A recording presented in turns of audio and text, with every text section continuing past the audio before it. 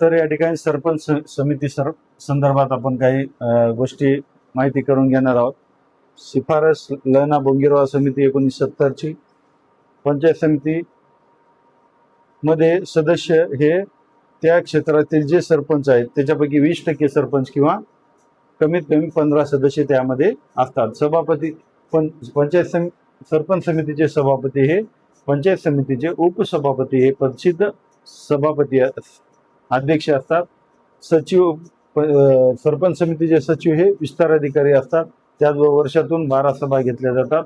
सरपंच समितीचं काम काय तर विकास कार्यामध्ये पंचायत समिती क्षेत्रावर विकास कार्यात पंचायत समितीला सल्ला देणे, परंतु हा सल्ला पंचायत समितीवर बंधनकारक नसतो।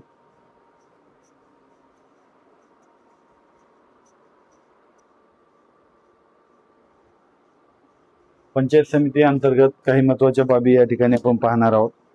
तर पंचायत समिती हा जिल्हा परिषद आणि ग्रामपंचायतीतील महत्त्वाचा दुवा म्हणून ओळखला जातो। 1961च्या कायद्यानुसार एक तालुका एक पंचायत समिती ही बाब स्वीकारली गेली। महाराष्ट्रामध्ये 355 तालुके आहेत, परंतु या ठिकाणी काही शहरी भाग असल्यामुळं 4 पंचायत समित्या कमी आहेत, म्हणजे 351 पंचायत समिती महाराष्ट्रामध्ये आहेत। विसर्जनानंतर 6 महिन्यात पंचायत समितीची निवडणुका घ्याव्या लागतात। 20,000 लोकसंख्येसाठी एक गण हा निश्चित केलेला आहे।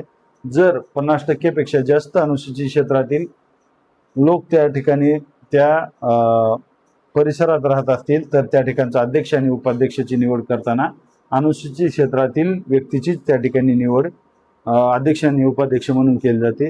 त्याच्यानंतर गट म्हणजे तालुका, परंतु गण म्हणजे पंचायत समितीचा एक मतदारसंघ असतो। आता एक झडपीचा गट त्यामध्ये 2 गण या ठिकाणी असतात। पंचायत समितीचे वेगवेगळे 2 गण, पंचायत समिती गण 1, पंचायत समिती गण 2, एका गटामध्ये 2 गण। तर सभापती आणि उपसभापती यांच्यामध्ये जर काही वाद निर्माण झाला असेल तर तो वाद विभागीय आयुक्ताकडे 30 दिवसाच्या आत तर दाद मागता येते, आणि तिथेही समाधान जर नाही झालं तर राज्य सरकारकडे 30 दिवसानंतर राज्य सरकारकडे न्याय मागता येतो। अध्यक्ष आणि पंचायत समिती अध्यक्ष आणि उपाध्यक्षाचा कार्यकाल 2.5 वर्षाचा आहे, परंतु ते परत एक वेळेस अध्यक्ष आणि उपाध्यक्ष पदावर राहू शकतात, म्हणजे त्यांचा जास्तीत जास्त कालावधी हे 5 वर्षाचा असतो। 5 वर्षानंतर ते पुनर्नियुक्तीसाठी पात्र नसतात। हे आपल्या सर्वांच्या लक्षात राहणं महत्त्वाचं आहे। तर थोडकी माहिती आहे, परंतु अतिशय महत्त्वाची माहिती आहे, ते आपल्या लक्षात असणं महत्त्वाचं आहे। थांबूया, धन्यवाद।